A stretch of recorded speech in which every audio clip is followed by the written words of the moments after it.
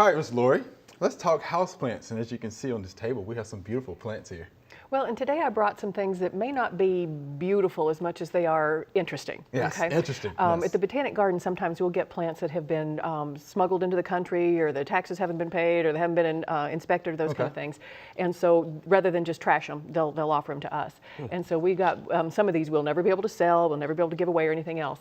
And so we have to kind of keep the lid on them. Okay. But this one is one that was that way. And isn't it kind of an unusual plant? These are its flowers at the top. And if they can zoom in, it looks like it's quilted. I mean, it looks like it, and it will never do much else other than that. It'll get a little bigger, about the size of a baseball. So that one's kind of cool. This one is actually carnivorous. That's a butterwort.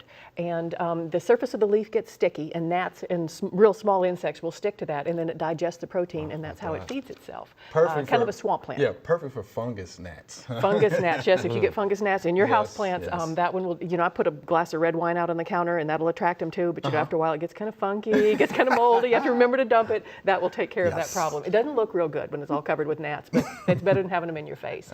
A couple of these are your euphorbias. This one has probably gotten a virus sometime in it, way back, and then it'll make the chlorophyll kind of disappear, and then they start propagating them, because that's how we get a lot of variegation in a lot of our plants, is through a virus that's invaded the plant. But that one's kind of cool. And this one, only a mother could love. Okay. It's just really not a very attractive plant. One of the things I brought it for was to show what spider mites look like. And I think your cameras were going to get a good shot, but there's a real fine little web on the underside of leaves a lot of times, or you'll notice where the leaf connects to the stem, you'll see sort of a real fine web. Not a spider's web, but it's just kind of webbing. And they're so small it's hard to see them with the naked eye. But you can put a piece of white paper under it, kind of flick the leaf, and the spider mites will fall on it. And you can tell, because when you mash them, dirt doesn't streak, the spider mites will. Yes. So that one's one kind of, and then this one. Like this one looks like old man's fingers or something. It's disguised that way so animals that would eat it don't know. It looks like twigs. They're not going to chew on a dry twig, and it looks like a dry twig. It does. And so that's its defense against getting eaten. Yeah, it looks like little fingers. Yeah, kind of interesting. Again, not necessarily beautiful, but kind of funky. Yeah. Okay. This is a desert rose, or Adenium obesum. Beautiful plant. I've heard in Indonesia they grow these as hedges. They actually take hedge clippers to them, which is kind of interesting. But obesum, because it comes out of the ground as real fat at the base. Okay. So, and you can collect the seeds and grow these. I just put a bunch of them in a sandy soil, and I think all of them germinated, and they came up out of the ground looking exactly like this. So real fat stem coming out of the ground and a couple of little leaves at the top. This one has scale on it, so I wanted to bring it and show the scale and the mealybug as well. And right here we have our mealybug right there, and up here we have our scale right there. And those are both in the same family, and they're really destructive, because they'll get in and suck the juices of the plant, and before you know it, you've got all this sticky stuff, powdery mildew sticks to it, and then your plant starts to decline. So they're real important when you have houseplants to check them regularly. When you're watering them, kind of turn the leaves over and look at what's going on. I do that every week. And something else that's important to do is make sure you turn them, because they're going to be growing towards the light. So if you've got them in front of a window, you'll notice when you turn it, all of a sudden everything's hanging out into the room instead of growing towards the light.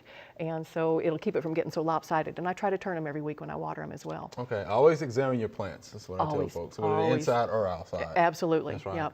And if you keep them inside, there's no natural predators to take care of some of the problems. Ladybugs will eat the aphids and stuff if they're outdoors. Indoors, most of us don't have ladybugs flying around.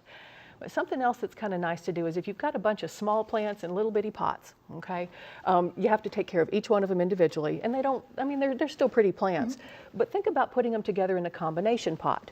See how each of these looks individually, okay? But if you go ahead and put them together in a pot, you've got one that's kind of going to get tall, one that's going to spill over the edge. So you've got the thriller, the spiller, and the filler, like they do in container gardens. Or roundy, moundy, spiky, and floppy. Okay. I think you got it. The garden writer says it, yeah. But this one up here in front, if they can pan to that one was done probably 2 years ago. Had a bunch of little itty bitty plants I was taking care of, and I just got sort of tired of it. So I stuck them all in one big pot, and it makes a really nice plant, because you've got a variety of textures, a variety of colors, and it's really nice to have things that grow up and over the edge and sort of fill in the middle. And let me ask you this, are those plants easy to take care of though? Well, you've also got to make sure that you put plants that want the same conditions in a pot. You can't put a desert plant in with like a philodendron, because they're going to need different light requirements and also different water requirements. Okay. And so, but they're easy to take care of if you match the plants for the kind, the kind of care. Another question, what's a good starter plant for somebody that wants a house plant? What do you think? Probably spider plants. They're forgiving. If you forget to water them, they don't die right away. Or spathiphyllum is a thing, Yes, same way. yes. They'll wilt, and they'll give you several days to get up off the sofa and water your plants. I call them an indicator plant. Indicators, It's yeah. time to water your plants. That's right. There are some that, they get a little dry and they're gone. Yeah. You got one chance. And that's it. You don't take care of it, their history. This one up here in front is called a pencil cactus, and a lot of people have grown that. It's also a euphorbia. The euphorbias you need to be a little careful with because they have a milky sap in them. Right. That's what makes them euphorbias, and it can cause dermatitis on some people. And when I was working at the zoo, I was doing cuttings, and so you lay them all out and let them callus over. And I must have gotten some. I was wearing rubber gloves and long sleeves, but I must have gotten some on my shirt sleeve. Did this, into my nose blistered. Yeah, I said, it irritates your skin. Yeah, so that's kind of, if you have cats that chew on plants, you might not want to do the euphorbias, so you have to be kind of careful with that too. Okay. Now, while we have a little time left, definitely want to cover this because, the Olympics are coming up in Rio, and there's the whole thing about the Zika virus. But if you have plants, are there any concerns about mosquitoes that may carry the Zika virus?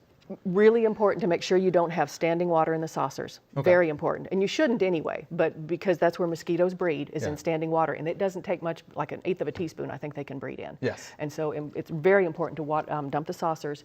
And also if you have bromeliads, you're supposed to water them in that little center cup. Sometimes you'll see a frog peeking out of there. You shouldn't have standing water in bromeliads either because, again, you can, and it's going to be kind of scary in the next couple of years. Wow. With Zika around, so. Yeah. Spreading pretty rapidly, so we hear. All right. Yeah. So last thing, what about taking care of the houseplants though? I mean, we talked about watering. What about light requirements, humidity? One of the strange things about houseplants in your house in the summer is the light may be lower. And the reason for that is because your trees have leafed out. And so all of a sudden there's not sun coming into your house like there is if you've planted your trees correctly and you're helping with your air conditioning bills. That's how you want it. So you may need to move them to a different room that doesn't have as much tree cover in the front because they're still going to need a lot of light, and actually more light probably because this is their growing season for most of them. Okay. And make sure we don't put them under the vents. Right, under vents, and you don't want them in a west window either, probably south or west window if you don't have trees because they'll get too much. They get sunburned real easily in the house. Okay. Laurie, appreciate that good information Thank and you. these interesting plants. Thank you much.